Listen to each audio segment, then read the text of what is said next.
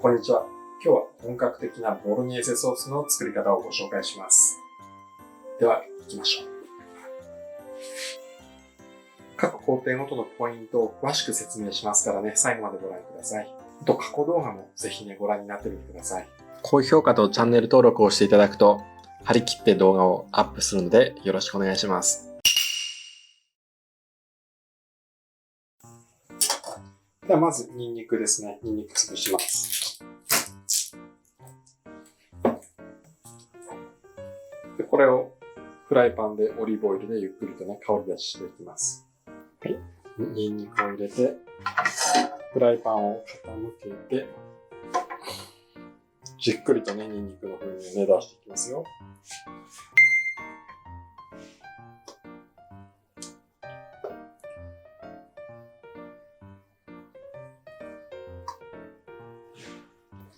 はい、玉ねぎ切っていきます。で今日は最終的に分量どういう風になるか測りながらやるので、最終的な分量は詳細ページご覧くださいね。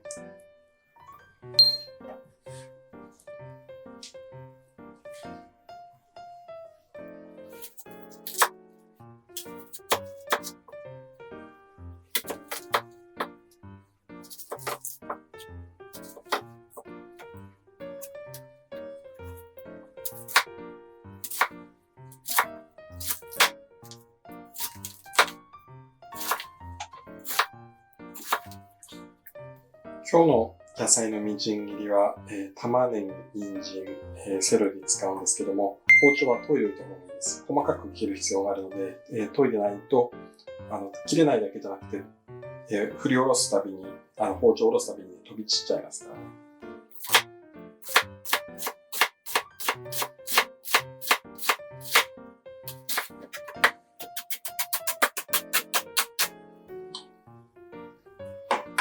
普段の料理だと、イタリアン、私作るイタリアンだとそんなに細かく切らないんですけど、今日はね、特別です。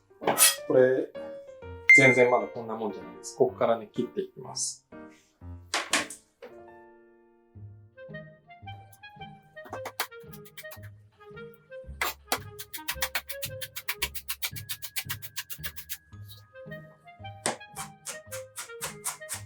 フードプロセッサー使ってもいいんですけども、フードプロセッサーは私使ったことないんですね。で実際に使った時にどこまで細かくなるのかと、あと汁が出るようになっちゃうのかわからないので、汁は出ない方がいいですね、なるべく。これをね、延々とやっていくので、このみじん切りのところを、しっかりとやらないと、後で、舌触りがちょっと悪くなります。もちろん、普通のミートソースはできますよ。このくらい粗くてもね。でも今日は本当に極上に美味しい、ミートソースを目指すので、このくらいになりますね。はい、みじん切りだいぶ進んできました。さっきから5分くらいやってます。どのくらいやってるんだって感じですけどね。玉ねぎのみじん切り頑張ったので、ちょっとご褒美のワインを補給します。これ大事ですね。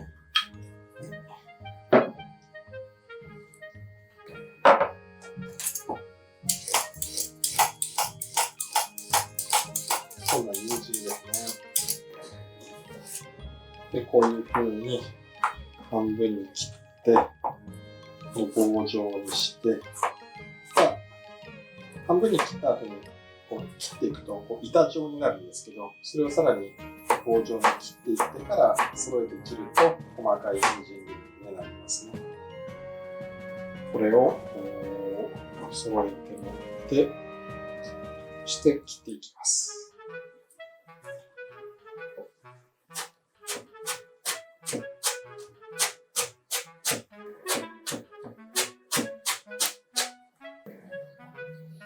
人参は玉ねぎよりも飛び散るので、少量のところでね、もう細かく切っていって、それを繰り返すという作業ですね。包丁を研いでないと飛び散りますからね、結構。だいぶ細かくなりましたね。こういう感じ。これをね、繰り返します。はい、そしてセロリ。どのくらいか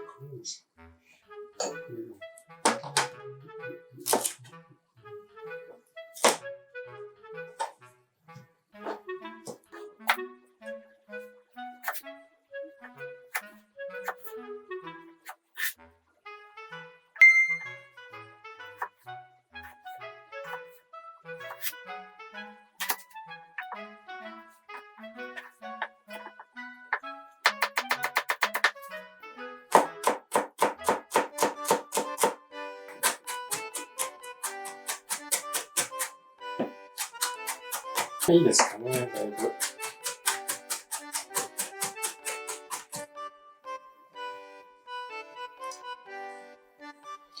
だいぶ細かく切れましたね。ではちょっと今重さを合わせて、この2皿分を入れると玉ねぎ、人参、セロリが221の割合になります。これで作っていきます。こちらではニンニクがだいぶ旨味を出してくれる。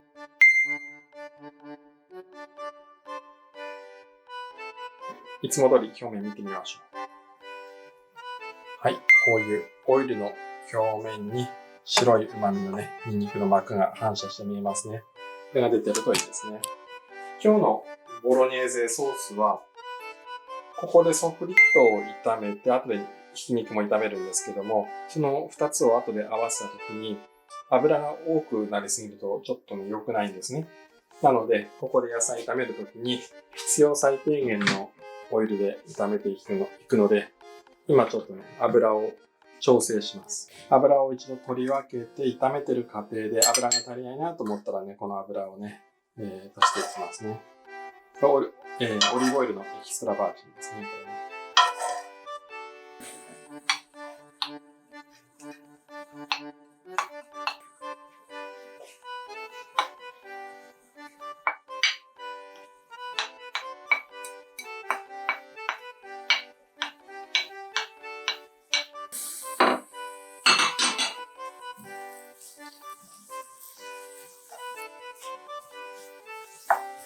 ここからソフリットに作っていきます。塩を少し入れますね。ほんのちょっとです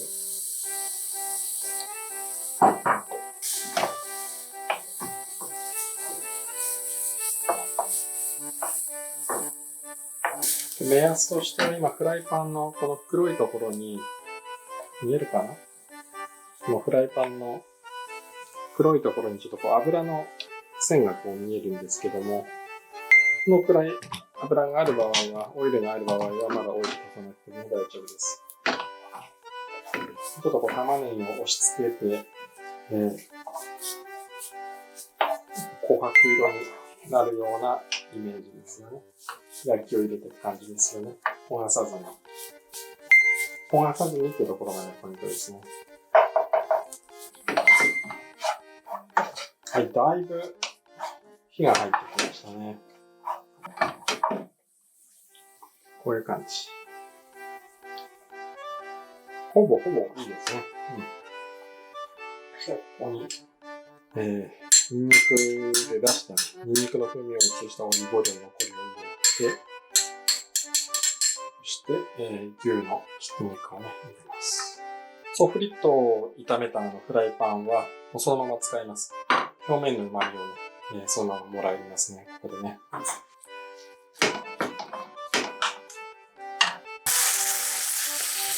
簡単なミートソースを作るときには、もうこの段階でトマト入れていいんですけども、今日はしっかりとひき肉から旨味を出したいので、もっとね、炒めます。目安としては、この肉汁がなくなるまでね、炒めます。ここ今肉汁出てますよね。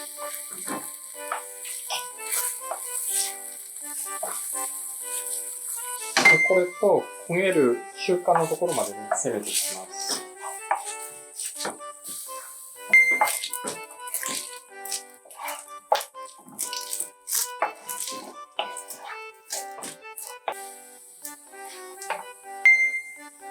どうでしょう。こんな感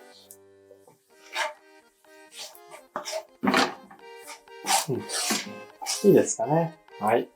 じゃあ、ここで今度、ワインをね、入れていきましょう。普段は目分量なので今日ちょっとちゃんと測って。まずは 50ml。いいかな。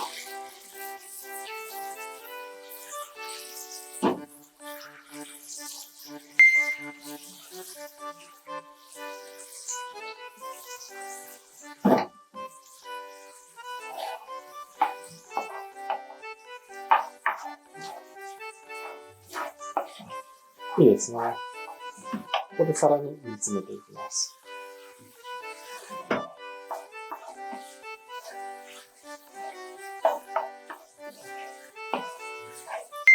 このワインの、汁気がなくなるところまで煮詰めます。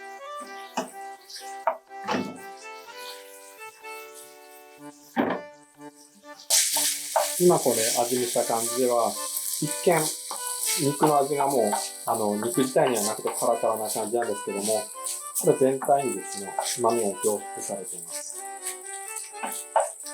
いいですかね。ワインの汁気がなくなりますね、ほぼね。これ、あとは今見えてるオイルですね。でここにソフリットを入れます。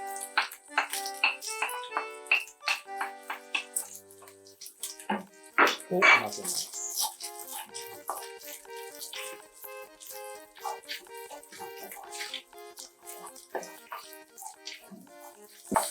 で今回のこのボロネーゼソースはパスタにほんのちょっと絡むだけで十分味がするバランスを目指していくので、今ここに投入するトマトもほんのちょっとでね、大丈夫です。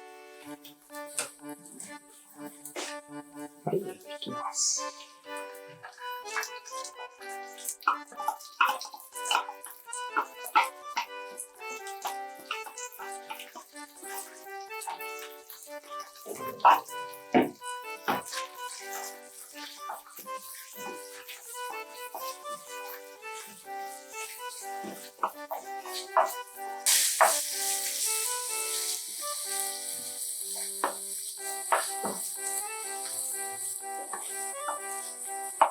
で仕上がりのひき肉、ソフリット、トマトのバランスはこれでいいんですけども、ここからトマトを煮込まなきゃいけないですね。で、少量、このくらいの量を作るときには、前も他のレシピで、言ったように、蒸発分の水をね、ちょっと補充してあげながら、煮込んでいきます。トマトをね、長時間煮込むための。この場合の長時間というのは15分、20分なんですけども、その、時間ね、このソースがカラカラにならないように、水はね、補給してあげます。あと、ここで、ローリで月桂樹の葉をね、入れます。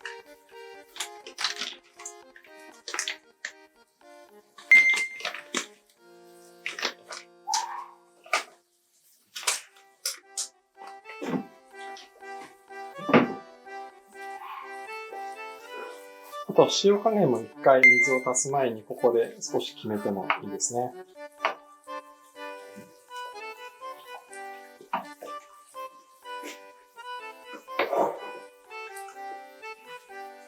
少し足します。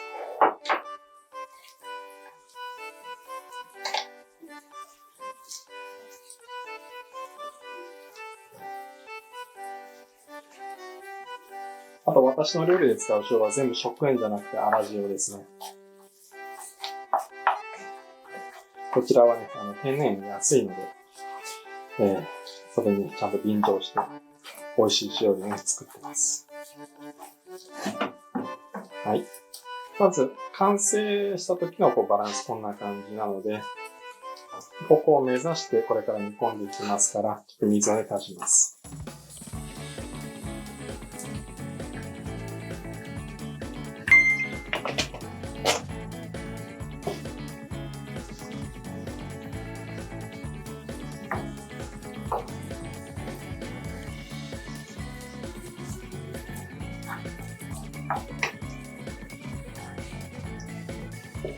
じゃあ、イタリアンパセリを準備していきましょう。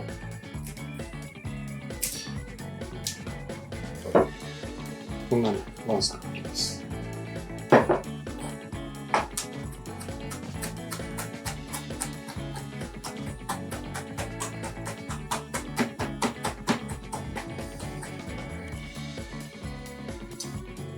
この段階まで来ると、とんかこうゴロッとなるんですけど、これをヘラでこう押し付ける感じですよね。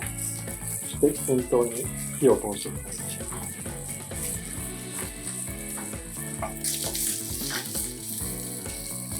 火加減は中火ですね。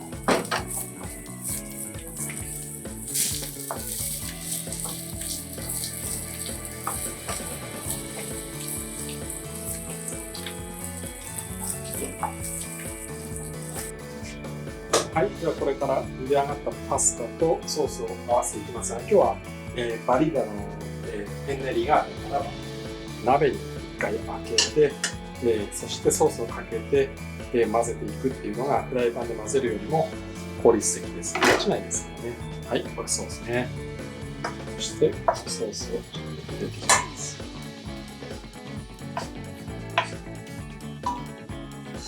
こんな感じ。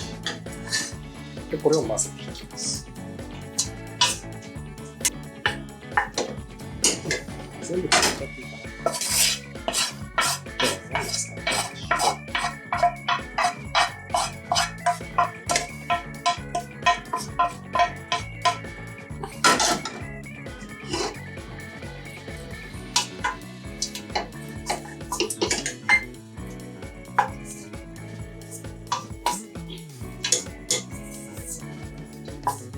これからね、盛り付けていきます。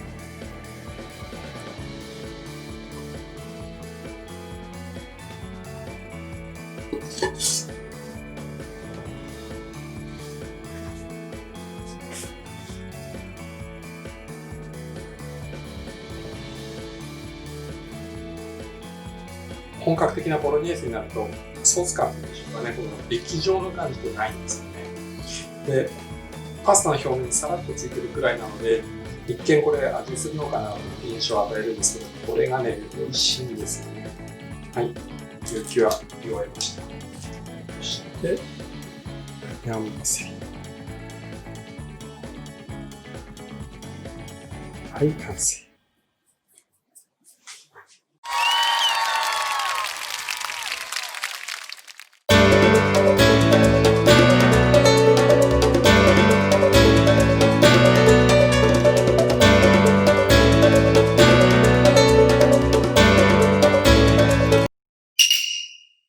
じゃあいただきます。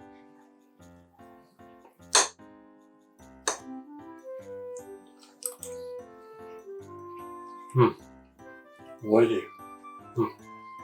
おいしいね。でも鉄板ですね。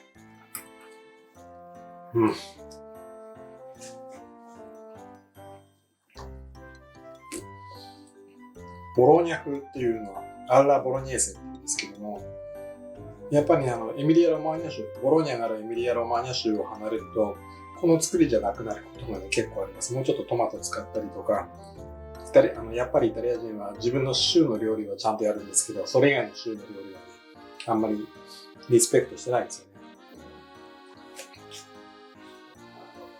こんな感じ。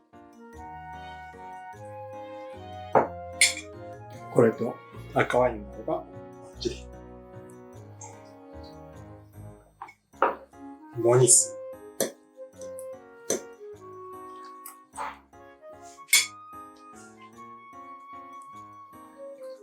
これは日本で作る場合は、赤ワイン大丈夫ですね。玉ねぎ、人参、セロリ大丈夫で、牛のひき肉が結構高いですよね。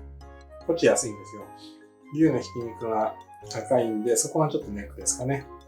と仕上げのパルミジャーノ・レッジャーノは、あればそれで、なければグラナパダノ、それ以外のでも、そんな重要な、他の要素に比べては、妥協できる部分ですよね。今日の、ペンネ・アッラ・ボロニエーゼ、参考になりましたか？皆さんもぜひ作ってみてください。ボーノ、ボーノ、ボーノ。